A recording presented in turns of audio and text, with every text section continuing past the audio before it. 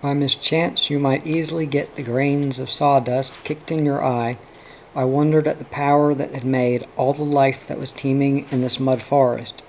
But it certainly was no place for a man. I hurried back, meeting the incoming tide halfway, and emerged on the great broad reef under the open sky none too soon. It was glorious to breathe the fresh air and gaze across the sea and climb the mound away from the waters that were now pouring into the mangroves. Chapter 19. The Death Trap. The next 10 days passed cheerily. The fishing was easy. There was plenty of time to enjoy a long yarn with Charlie. He was his old self again, and cheerfully retailed his little adventure on his own side of the island. He had discovered creeks and reef pools that were storehouses of treasure to anyone interested in marine things. He had located the homes of big gropers far away along the reef, and had a great tussle with a dugong that swam into browse on the seagrass where he had seen the turtle. He tried to manhandle the big sea cow in the shallow water, but it simply grunted and bowled him over. And when he got onto its back again and hung onto its flippers, it rolled him into the sand and grass, nearly smothering him. He had found, too, the remnants of an old wreck all overgrown by coral, its dim shape only visible at very low water. One day he had an awful experience. He was far in among the mangroves, with the tide just about to turn, when his foot slipped among the roots, and down he went with one leg in the air. He was trapped. His foot had gone straight down between the resilient roots, which snapped tight again, gripping above his ankle. His other foot was high up upon the tight-packed roots. He had an awful job getting it down level, scared lest it become trapped too.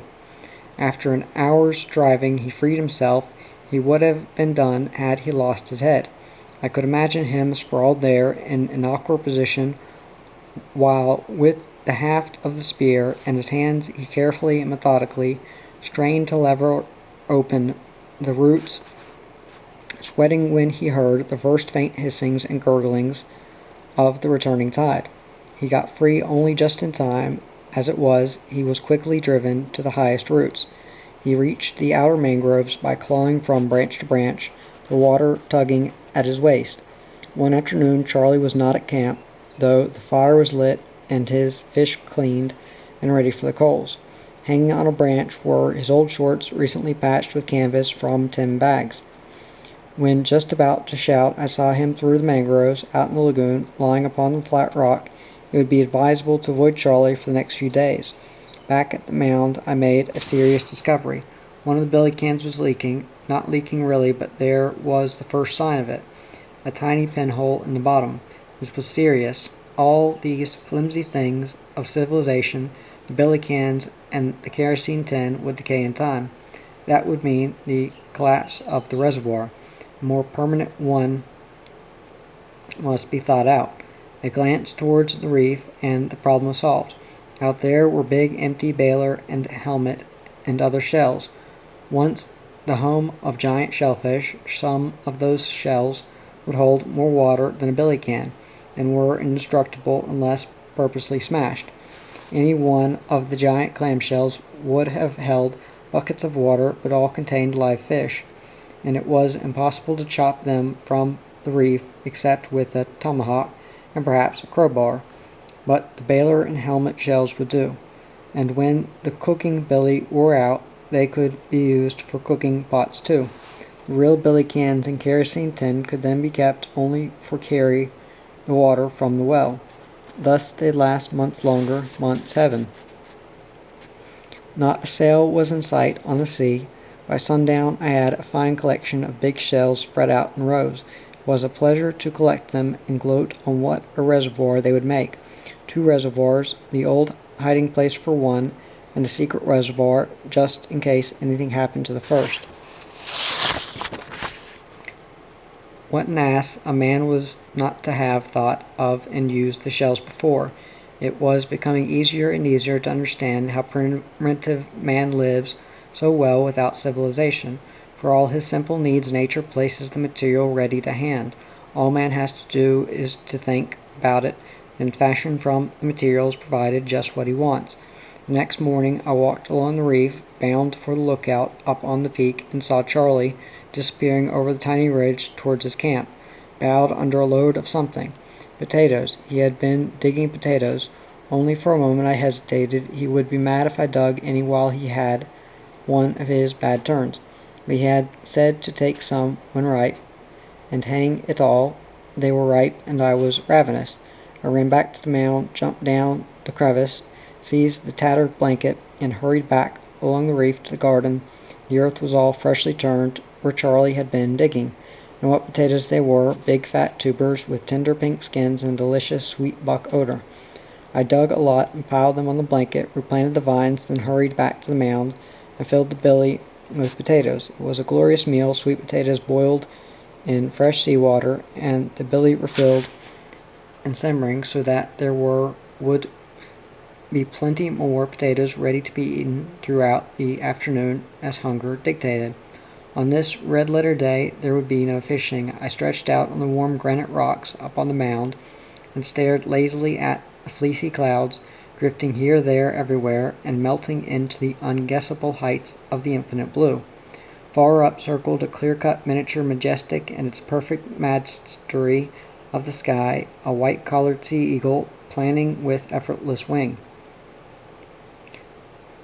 No doubt he was the island eagle, the married one with his home in the heart of the big creek.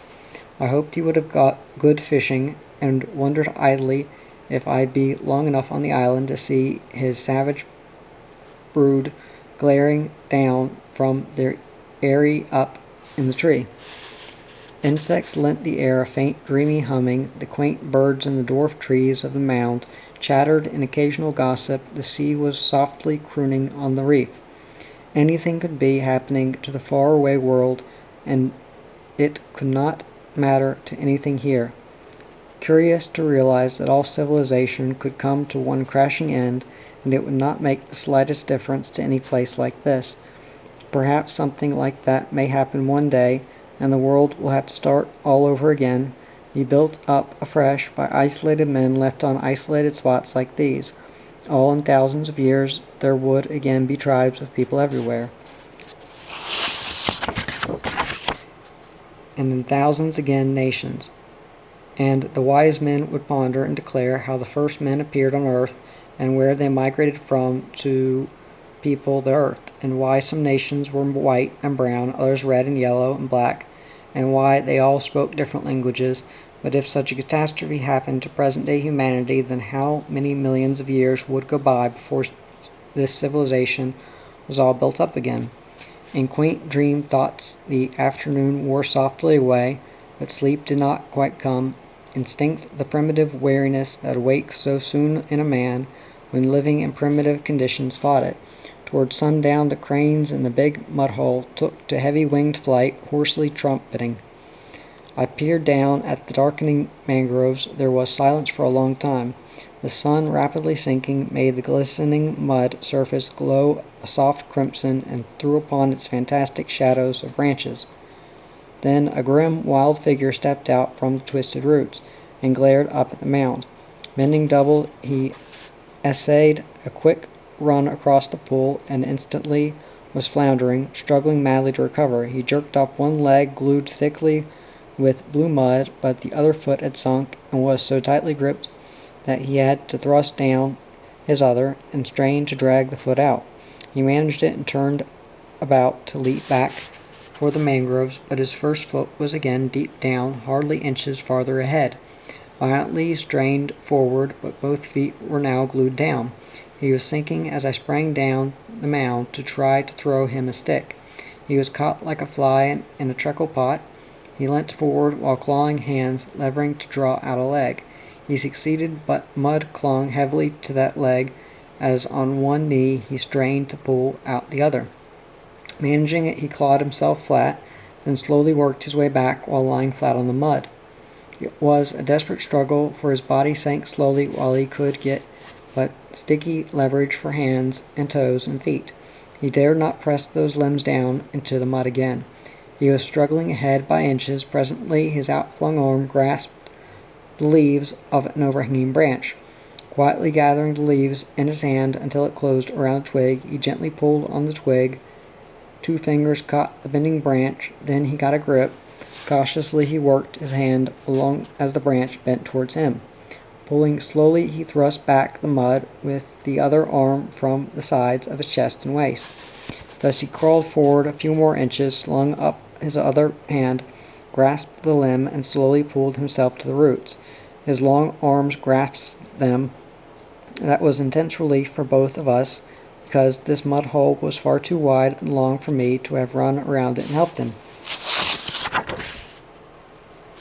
had he gone under suddenly. The sun was down, and he was a shadow clutching the roots, slowly gasping in his breath. I yelled across to hurry. Already the first snaky arms of the tide were creeping up the mud flat. He crawled up the roots with the tide, gurgling, ignoring my shouting warnings, but he was safe now, though he seemed to have collapsed on the roots. He was visible only as a shadowy smudge on the darkening roots. When the foam-bubbling water swirled up to him, he warily rose and staggered over the water-washed roots to the open reef. He must have had a harder struggle even than appeared, or else received a greater shock. I ran up onto the mound and gazed back along the reef. Charlie was just visible, wading back towards his camp, and water now almost to his knees. He was quite safe, but I did not envy him his walk in the dark along the coral road on which waves were breaking. Charlie's sleep would be fretful this night. I understood now why the cunning old crane so religiously avoided that particular spot in the mud hole. Coquet was blinking, her little light flashing across the channel. I gazed a while. Coquet was a sheet anchor. Even if no vessel came to the island, still the day must come when a lighthouse steamer would arrive to replenish Coquet's oil. One only had to hang on until Coquet wanted oil. All the heart-burnings in the world would not make that day come one whit faster. I slipped below into the den to brighten up the fire and put on another billy of potatoes. That must have been the reason for Charlie's latest hostility, when he went to the garden and found I'd taken some of the potatoes.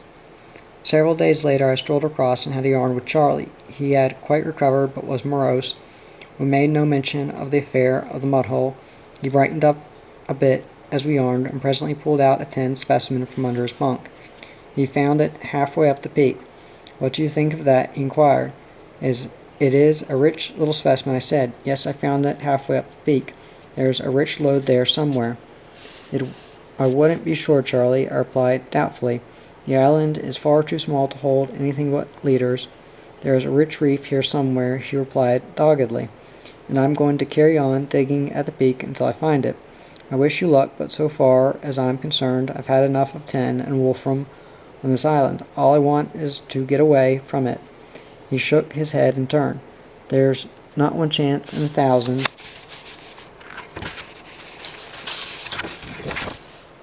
of a vessel calling here. Waste of time to think about it.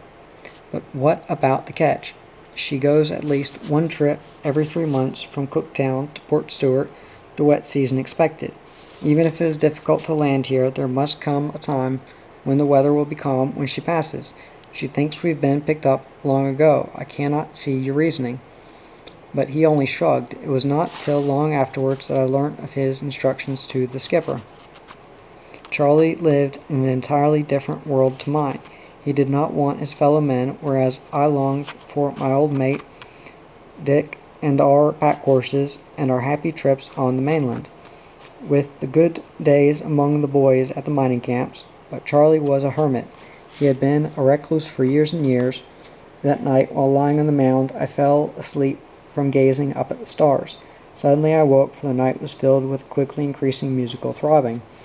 All was halcyon calm, a night on which an insect could sing loudly.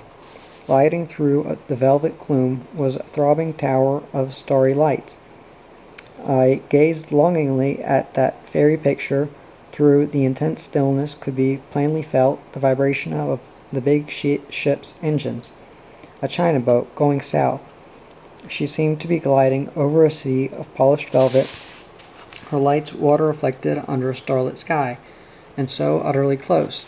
In a frenzy I lit a fire, scraping the leaves and grass, anything I could snatch to make a flame, then stood in red outline against the blackness.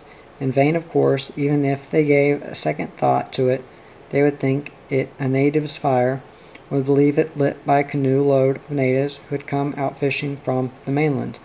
Why couldn't it be so in fact? Why couldn't the wretched natives come while I was here?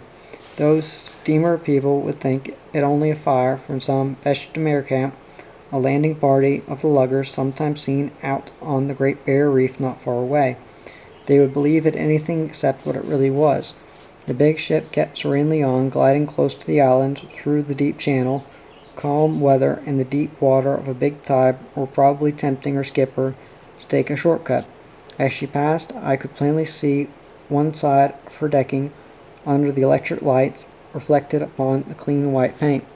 The great live sea itself seemed to be breathlessly listening to the fairy piano music that apparently came floating down from the sky, and a woman's voice singing. The vessel passed with the lessening hum of her engines. The brilliant lights grew smaller and smaller until she was but a jeweled firefly gliding over a sea of velvet dreams. She left behind her a crushing sense of loneliness. All that I was missing while marooned on this wretched island seemed to come in a rush of longing and memories. I had been so cheerful after those feeds of potatoes, then this vessel had come swiftly in the night and as swiftly throbbed away. The tide came in still farther, almost silently, only a gentle murmuring and whispering as of waters very gently spilling over the rim of a mighty basin. Several hours drifted by. A star gleamed and vanished low down right upon the water. Without interest I noticed it. Presently it gleamed again, to vanquish like Coquet in miniature. That instant recognition of Coquet made me spring up. Presently the star flashed, near now, flashed right upon the water and vanished. Realization came instantly that the tides and currents had carried it here. Would it land? Hardly, because the tide was now on the turn. Excited, I stared down at the dark channel. The tiny star appeared again, blinking just above the water, its brave little light clearly visible, just as it would be visible to a lookout upon the masthead. Blinking and vanishing, it came gliding along with the tide, hesitated, then came straight in towards the reef. At last, a current stronger than the tide caught it and swept it along the channel again. Gliding past the mound, its recurrent flash was visible for a long time until at last it disappeared around the island. If only I had had a boat. Under that tiny star was opium, a large tin or sealed canister of it. Almost certainly it had been thrown overboard from a passing steamer. When it struck the water, it floated away as a buoy, its clockwork set ticking. 5 minutes later, and its light would flash. It would continue to flash until picked up by a waiting lugger. Apparently there had been no waiting lugger. These last few days of dead calm had prevented it from being on time at the rendezvous. Now the little vessel with its load of dreams was floating away at the mercy of the tide and current.